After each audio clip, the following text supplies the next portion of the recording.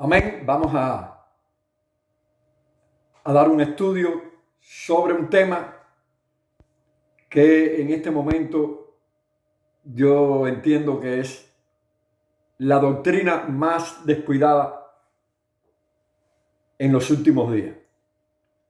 Y estamos hablando de la doctrina del Espíritu Santo. En cuanto al bautismo del Espíritu Santo, o sea, la promesa dicha por Jesús, dada por el Padre.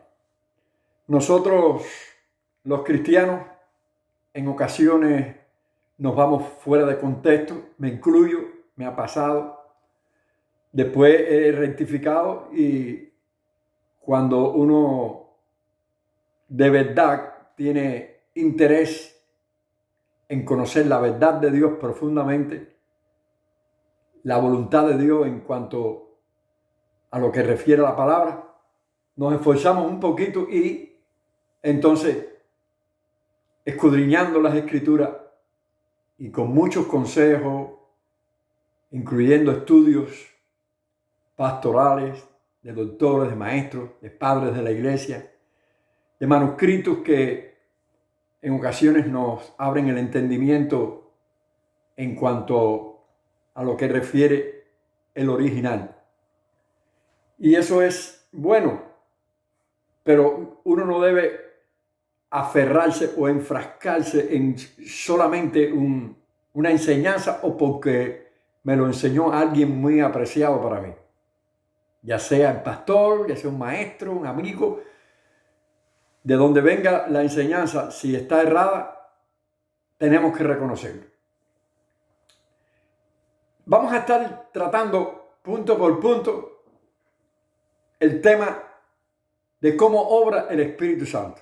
Lo primero que quiero, en este caso, enfatizar es que para Dios no hay nada imposible. Lo que es imposible para el hombre, para Dios es posible. Estamos hablando del Dios de lo imposible. Un Dios todopoderoso. Un Dios que se ha manifestado de muchas formas y de muchas maneras. A través de ángeles, a través de una salsa, a través de Jesucristo, a través de su palabra, a través de los siervos de Dios inspirados por el Espíritu Santo. Y Dios es muy, pero muy, en este caso, con respecto a manifestarse, es muy claro cuando hace las cosas. Hágalo de la manera que lo haga. Siempre la lógica humana choca con la verdad de Dios, que es sobrenatural, celestial. Lo divino con lo humano nunca va a, pudiéramos decir, a encajar, a no ser que la revelación del Espíritu nos lo haga entender. Porque es que la lógica humana siempre fracasa ante lo divino, lo celestial. En el principio, en Génesis, el Espíritu de Dios se movía sobre las aguas, sobre la faz de las aguas. Y nosotros vemos al Espíritu en combinación, en coordinación con la creación. En este caso, Dios creando. Es decir, que el Espíritu participa en la creación. Luego vemos al Espíritu Santo descendiendo, el Espíritu de Dios, a los profetas, a los reyes y a los sacerdotes. Es decir, se hacía una elección específica y no se derramaba, en este caso, en todo el pueblo o toda carne. Hasta que el profeta Joel declara que en los postreros días se derramaría el Espíritu Santo, y había profecía, había visión, había sueños, y esto sería para todos. Después lo vemos que en Hechos 2:39 se declara de esta manera, que esta promesa es para vosotros, para vuestros hijos, para los que están lejos y para cuanto Dios el Señor llamare. Es decir, que no hace acepción de personas, Si lo crees, es una bendición de parte de Dios para tu vida. Ya hemos entendido que el Espíritu Santo está obrando y lo estamos enseñando en la creación. Después se manifiesta en profetas, perdona la redundancia, sacerdotes y reyes. Y luego Cristo en el Evangelio de Juan, capítulo 20, verso 22, declara de esta manera: cuando se presenta después de la resurrección, sopla el Espíritu Santo sobre los discípulos. Tomás no estaba allí. Y reciben el Espíritu Santo.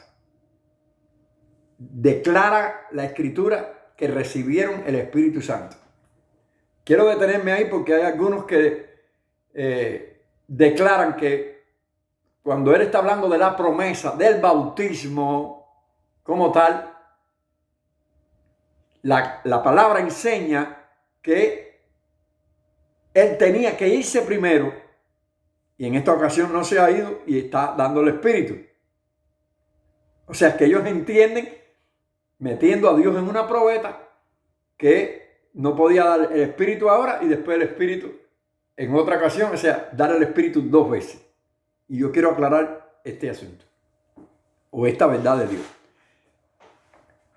Vamos a notar que es cierto que, hasta ahí, es cierto que el Espíritu Santo, como bautismo, como poder de Dios, no iba a suceder esta manifestación hasta que Él no se fuera primero.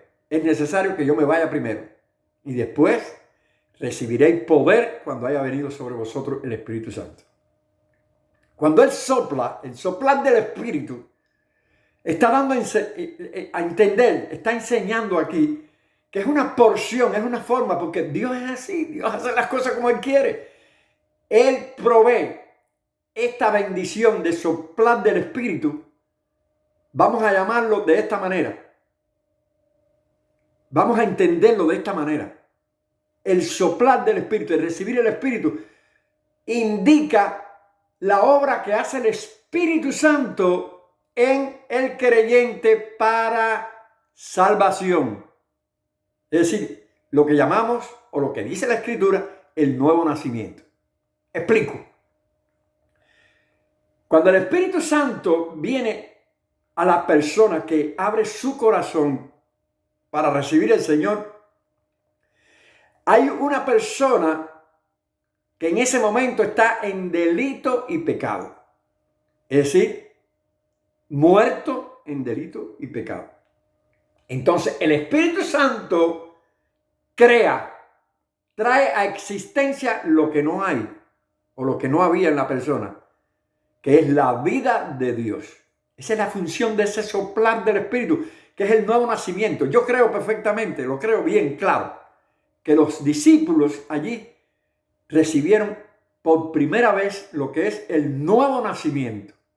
Ellos eran criaturas carnales, terrenales, que ahora recibían la bendición del nuevo nacimiento y lo transmiten. Inclusive el pasaje que se está mencionando ahí declara que les dio autoridad para el perdón, perdonar, remitir al creyente, al que acepta, o sea, ministrar esa bendición del nuevo nacimiento de la persona de Cristo, de la salvación.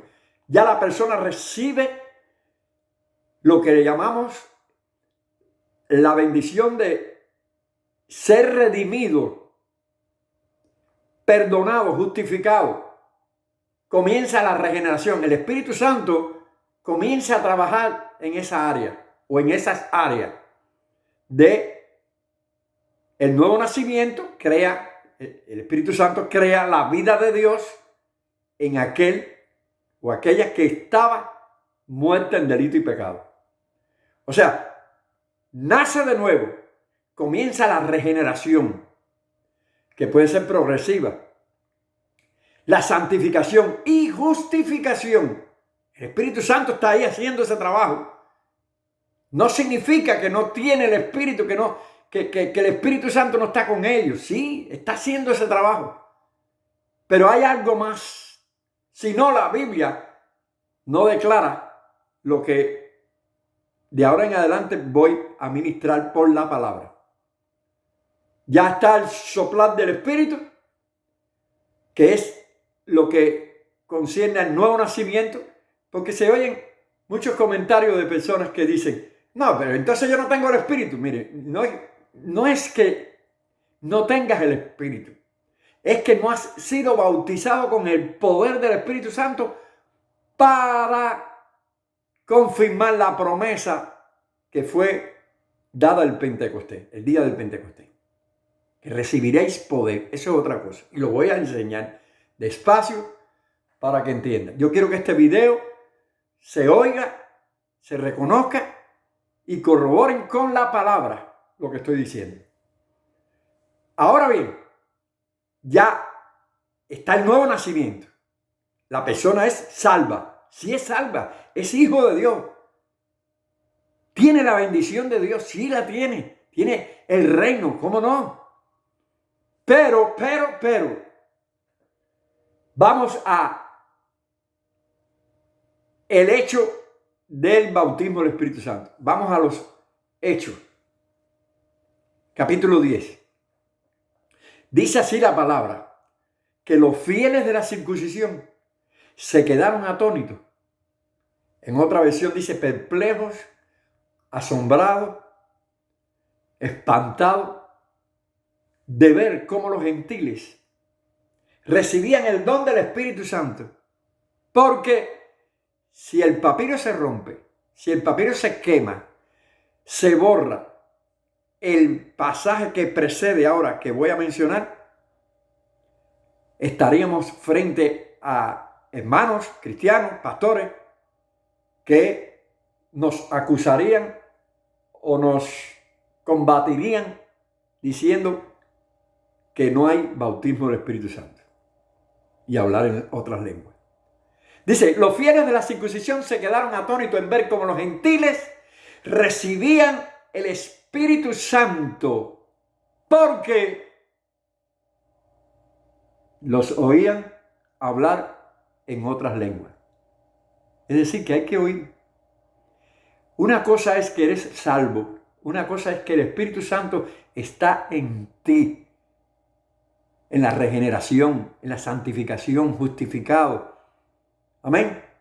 Redarguyéndote. Sí, eso es una cosa. Pero bautismo del Espíritu Santo, lo que sucedió el Pentecostés, el día del Pentecostés, había que oírlo en la persona que lo tiene. Si no, este texto, quisiera que alguien me lo descifrara, me lo enseñara o me aclarara. Los fieles de la circuncisión, perdona la redundancia, pero tengo que hacer énfasis en el asunto. Los fieles de la circuncisión se quedaron atónitos en ver cómo los gentiles recibían el don del Espíritu Santo porque los oían hablar en otras lenguas. Vamos a Hechos 19. Vamos a llegar a ese punto. Pablo se encuentra en Hechos 19 a unos discípulos creyentes, como el ladrón de la cruz fue salvo, no pasó por el Pentecostés, no habló en lenguas, fue salvo. La salvación es una cosa y poder para lidiar con las cosas espirituales, con los demonios, con Satanás, con el pecado, con las manifestaciones de los dones que vienen a través de ahí, después lo explicaré. Pablo se encuentra a estos discípulos salvos, incluyendo bautismo por el siervo de Dios, Juan el Bautista. Oigan la pregunta de Pablo, recibieron el Espíritu Santo cuando creyeron. La palabra creyeron es que aceptaron, son creyentes, recibieron al Señor, estaban bautizados.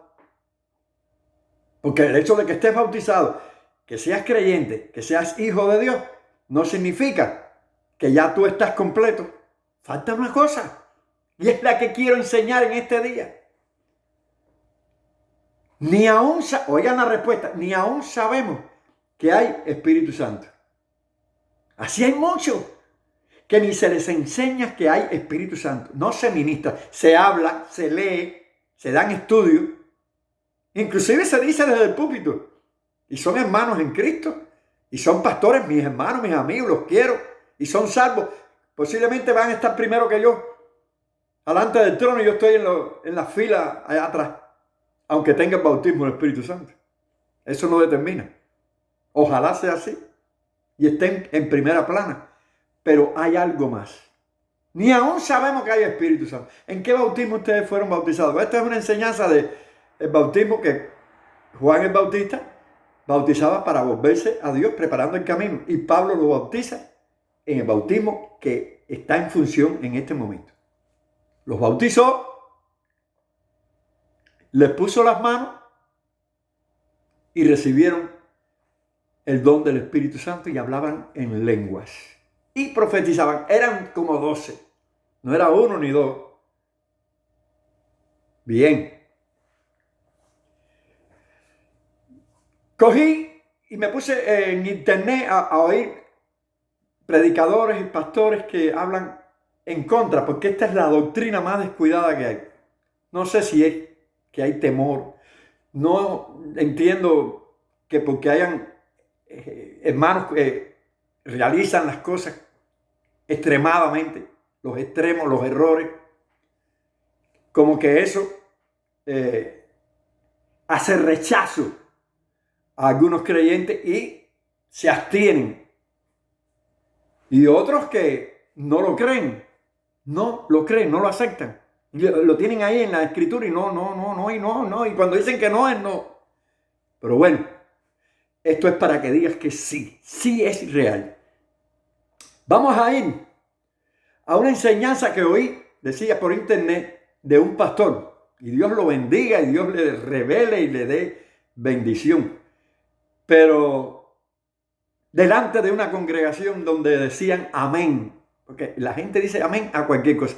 Yo no quiero que, ni hago hincapié en que me digan amén.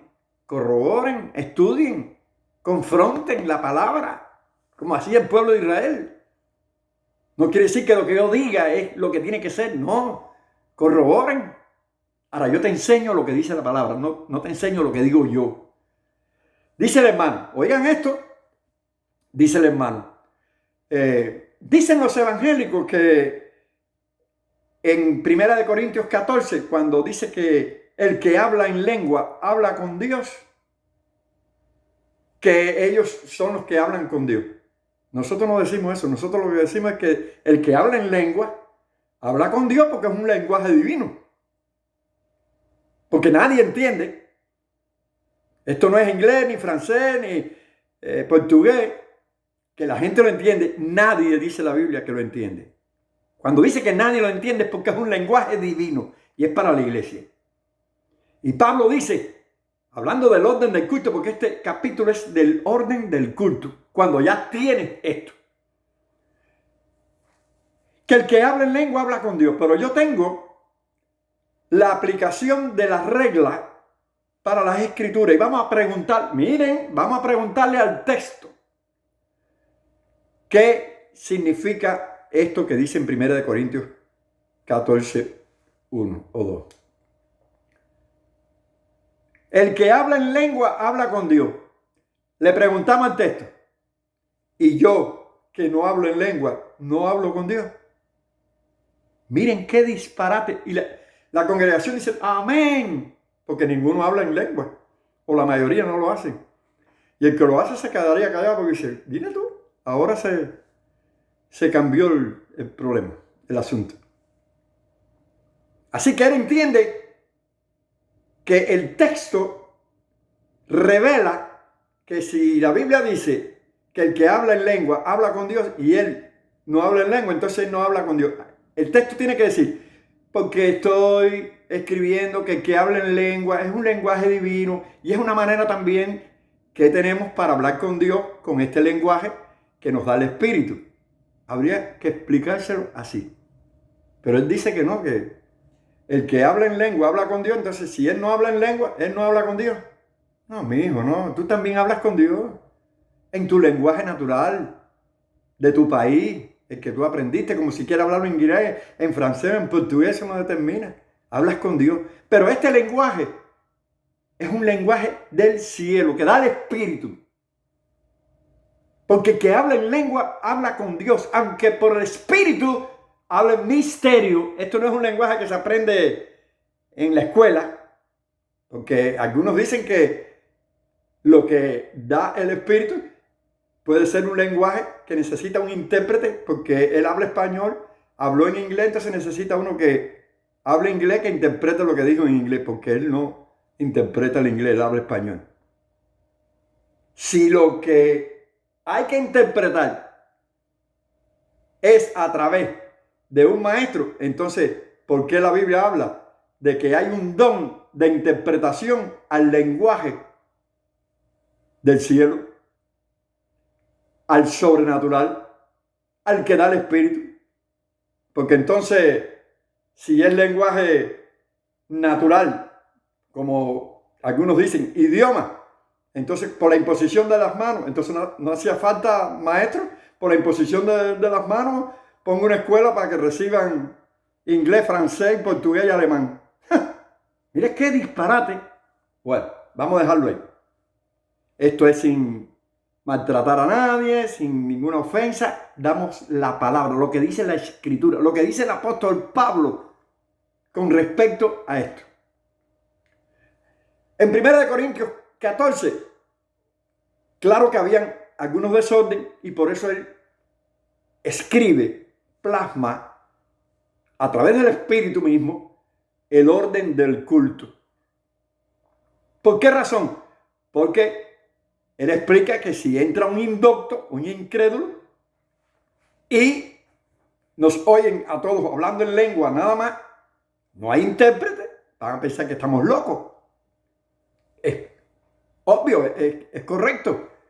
Y Pablo entonces dice y aclara que debe haber un lenguaje del cielo manifestado en la congregación por el don de lengua que tenga también a través del don de interpretación la interpretación para la iglesia y sean edificados.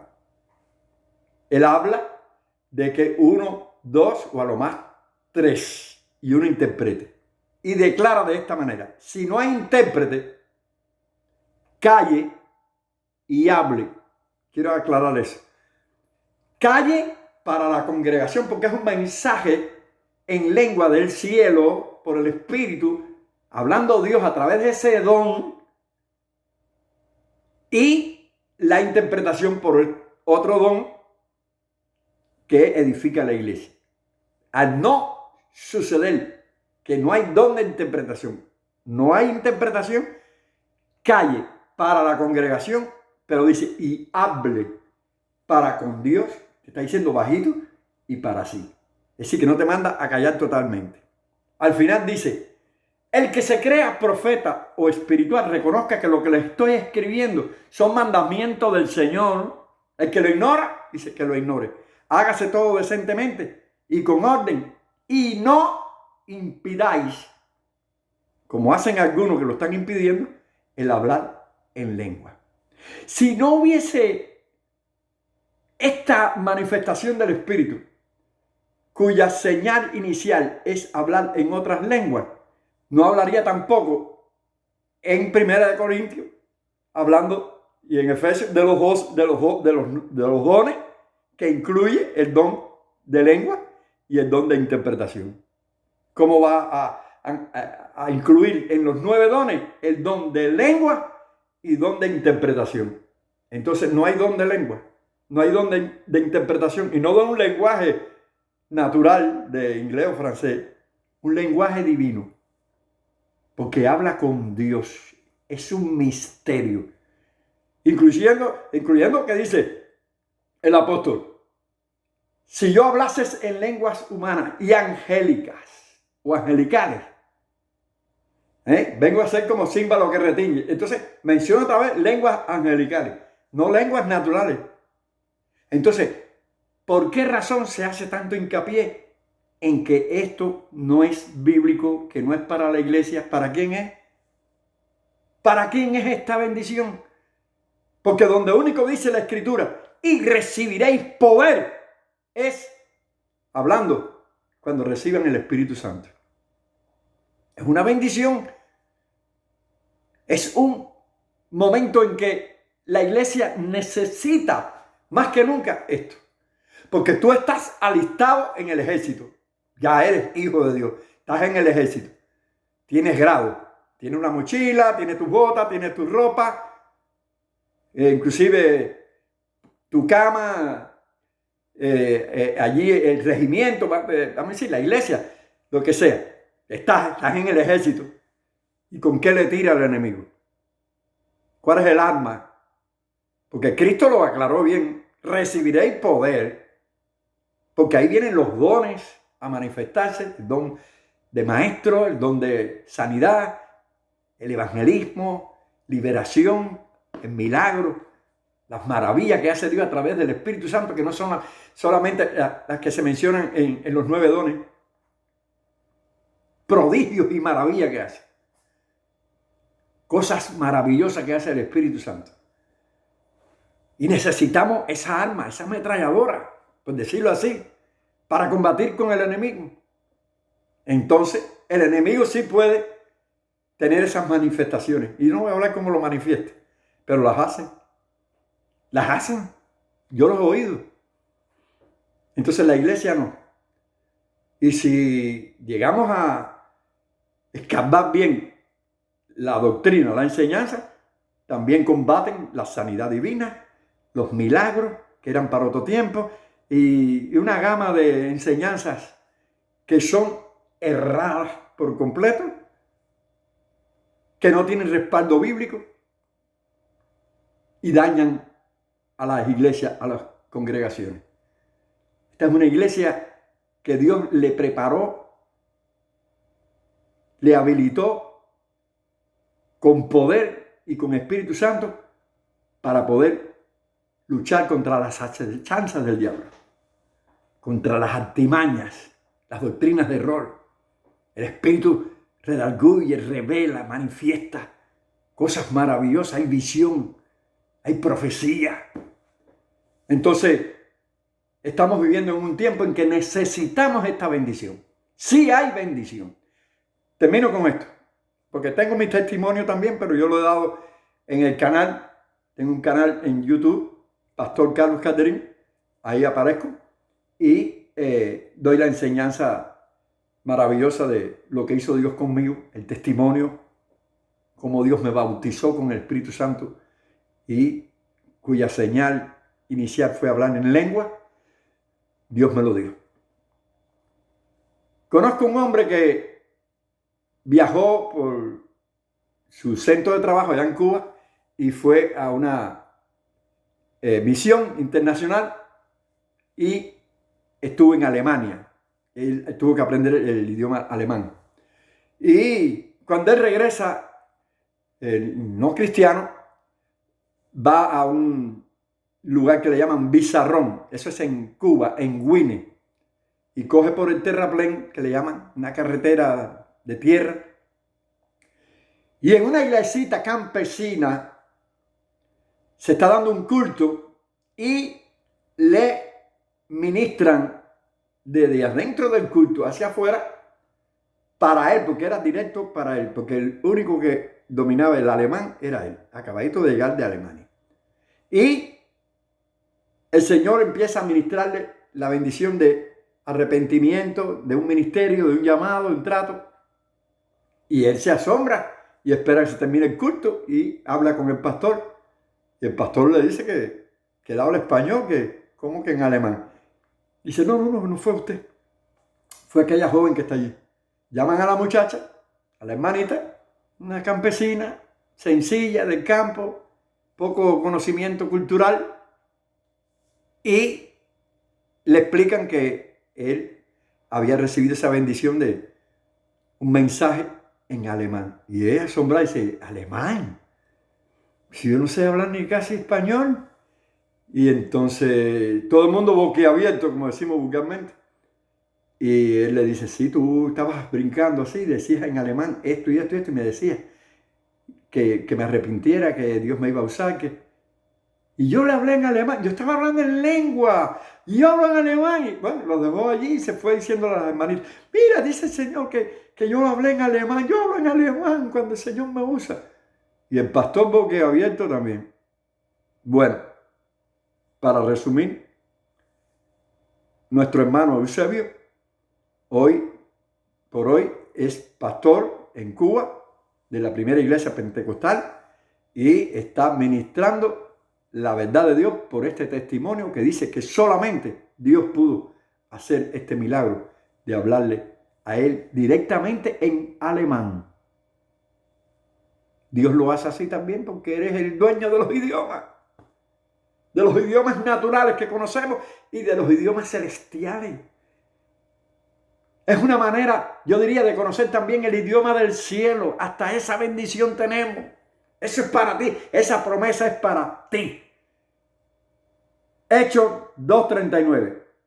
Y esta promesa, que es la del Padre, de enviar el Espíritu Santo, que sucedió el Pentecostés, el día del Pentecostés, es para vosotros, para vuestros hijos, para los que están lejos y para cuanto Dios el Señor llamare. Dios te bendiga, mi deseo, y que la gloria sea para el Señor. Amén. Si lo crees, búscalo. No crean lo que dicen los hombres, cree lo que dice la palabra, corrobora, mira a ver si en la Biblia lo dice, como lo expliqué, como lo enseñé en este video. Que Dios te bendiga, es mi deseo.